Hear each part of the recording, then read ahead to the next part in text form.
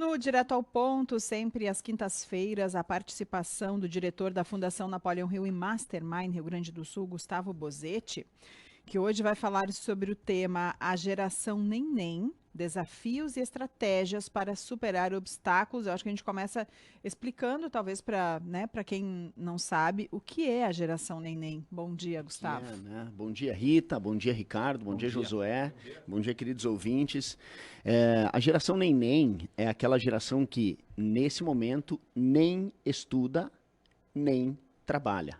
Uma geração que está parada.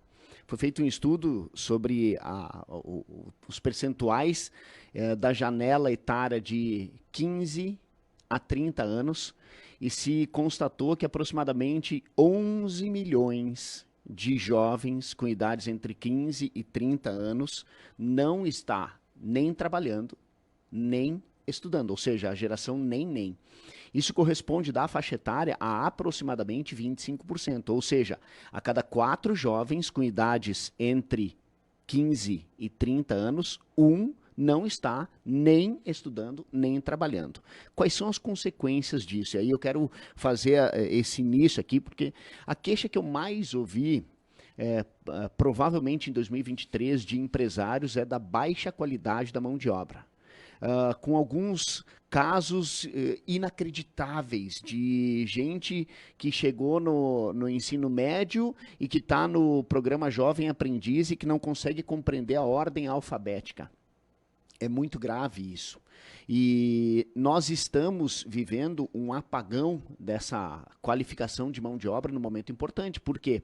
Porque essa geração é a geração que vai suportar, que vai sustentar a conta logo ali na frente. Daqui a 10 anos, daqui a 15 anos, daqui a 20 anos, vai ser essa geração que vai estar como protagonista. Existe um pacto social de que essa janela produtiva, que vai aí dos 16 até aproximadamente 65, 70 anos de idade, conforme a aposentadoria, ela precisa pagar a conta dos jovens, que ainda não têm 16, e também dos idosos que passam dos 70. E como nós vamos contar com uma mão de obra desqualificada, né? Porque qual é o risco? O risco é que quem nem estuda e nem trabalha vai perdendo a chance de qualificar sua própria mão de obra. E daí, quando esse número representa 25% das pessoas dessa faixa etária, entre 15 e 30 anos, a consequência disso lá na frente pode ser trágica, né? Então, o que acontece? O que gerou isso, né? Lógico que tudo isso foi potencializado depois que nós vivemos na pandemia, 2019, finalzinho, 2020, 2021, isso tudo acentuou. Mas também esse processo prolongado de assistencialismo, as pessoas não precisam ir trabalhar porque às vezes elas recebem alguma coisinha do governo. Mas o problema, sabe qual é? O problema é que isso ali na frente pode gerar a falta de expectativa de vida dessas pessoas, desses jovens. E quais são as consequências de uma pessoa que não tem uma expectativa de vida promissora? É que ela começa a sofrer com algumas doenças mentais, depressão, ela começa a sofrer com as consequências de não conseguir se imaginar no longo prazo. Sem falar que o tempo de qualificação da mão de obra, ele vai se perdendo, né? E talvez quando a pessoa queira recuperar o tempo perdido, o tempo é o recurso mais escasso do ser humano. E o ser humano que não souber gerenciar o seu tempo, não consegue gerenciar mais nada na vida. O tempo não volta, né? O tempo não volta. O ser humano nunca volta, o ser humano sempre vai. O 2023 passou. As oportunidades que nós tínhamos de nos aperfeiçoar em 2023 não voltarão mais. Nós estamos iniciando 2024 e nós temos que saber que a qualidade da nossa mão de obra vai ser proporcional, vai direcionar, vai ser impactante para a nossa capacidade profissional, né? Então, quando nós conseguimos aproveitar o tempo para melhorar a nossa mão de obra através da experiência profissional, por exemplo. Ai, mas eu não tenho experiência. Quantos empresários eu ouvi se queixar que tinham profissionais que se apresentavam sem experiência e que não sabiam fazer algo muito básico da operação. E essas pessoas que também não estão trabalhando e também não estão estudando, a tendência é que a qualidade dessa mão de obra fique pelo caminho. É preciso, como resolver isso, né? É lógico que precisa de uma ação governamental, para qualificar essa mão de obra. Eu não sei de que forma, mas precisa acontecer. Mas tem uma coisa que é importante, aí fica uma dica para o empresário. O empresário, as empresas, na sua grande maioria, não estão preparadas para receber profissionais ou pessoas com essas características. Nós não podemos mais esperar que as pessoas busquem a qualificação por si próprias. Nós precisamos ir qualificando a nossa própria mão de obra. As universidades corporativas já são uma realidade no mundo há mais de 60 anos. Ainda tem empresas que lançam isso como se fosse uma grande novidade. Nós precisamos qualificar a nossa própria mão de obra internamente. Por quê? Porque dessa forma a gente vai construindo um ambiente onde as pessoas consigam fazer o seu melhor e as pessoas que, por acaso, entrarem numa posição de trabalho, essas que nem estão trabalhando e que nem estão estudando, elas têm que se sentir calorosamente acolhidas no ambiente de trabalho para que depois elas possam ir se preparando, evoluindo, se desenvolvendo para conseguir entregar um resultado melhor. Tudo isso pode gerar um impacto na saúde psíquica das pessoas e pode gerar um impacto positivo no PIB, na produtividade do nosso país ali na frente. Então é importante que a gente atente para isso, porque senão, se ninguém comentar sobre isso, o tempo vai passando e as coisas vão ficando do jeito que estão e a tendência é que elas piorem, né? Se não houver uma intervenção de quem pode fazê-lo, né?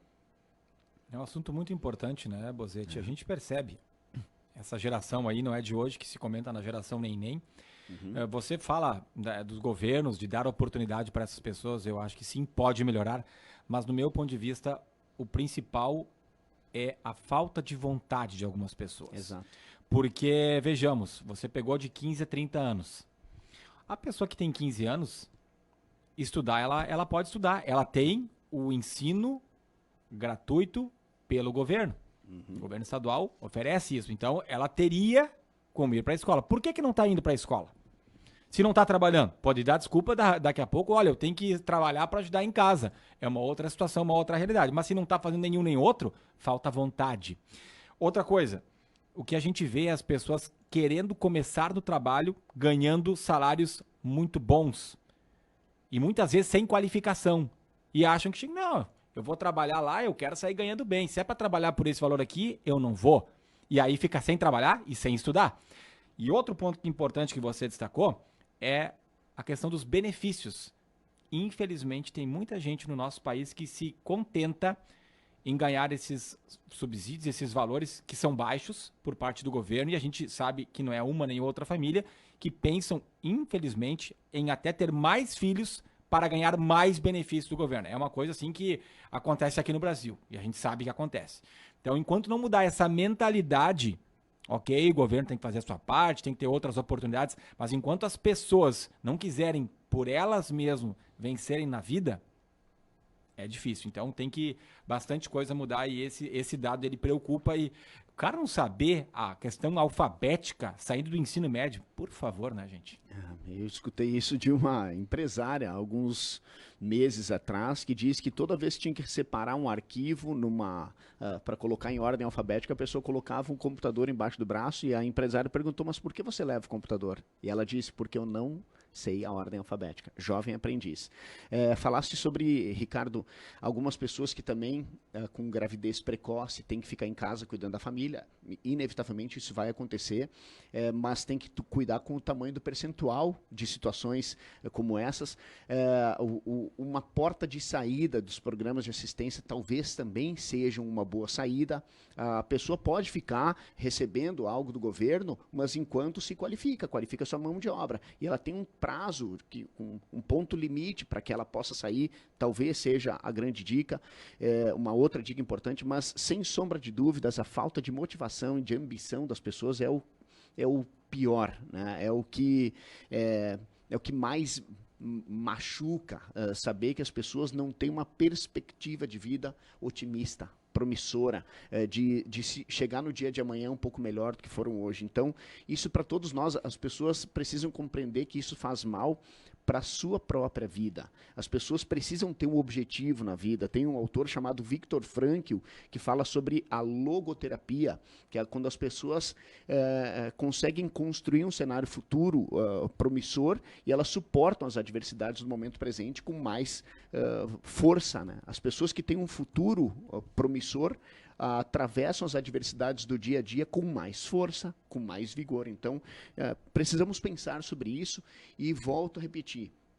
A iniciativa privada também tem que preparar as suas empresas para receber esse perfil de pessoa que está chegando aí. E isso vai fazer a diferença na rotatividade, isso vai fazer a diferença na produtividade, porque nós, aqui no nosso vale, temos um cenário de várias oportunidades de emprego e com vagas em aberto por não ter mão de obra qualificada. Então, as empresas precisam se atentar a isso, em especial aos RHs aí, né? Tá certo. Muito obrigada. Um excelente tema aí para a gente continuar refletindo sobre, né? Abordando ele também. Muito obrigada. Tudo que fala de futuro, né, Rita, é sempre importante, né? Muito bom. Obrigado. Muito obrigada. Conversamos com o diretor da Fundação Napoleon Hill e Mastermind Rio Grande do Sul, Gustavo Bozetti. Participa conosco sempre às quintas-feiras no Direto ao Ponto, que tem o patrocínio de Heineken Tecnologia em Higienização. Atuamos no desenvolvimento de produtos e processos para higienização e desinfecção, suprindo as necessidades de diversos segmentos.